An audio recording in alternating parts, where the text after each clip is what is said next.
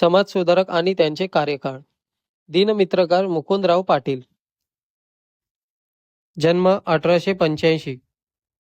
मृत्यू 1967.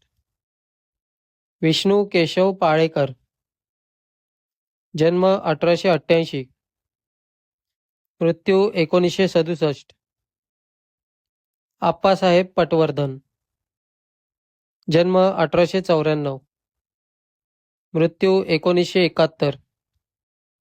श्रीधर बळवंत टिळक. जन्म 1896.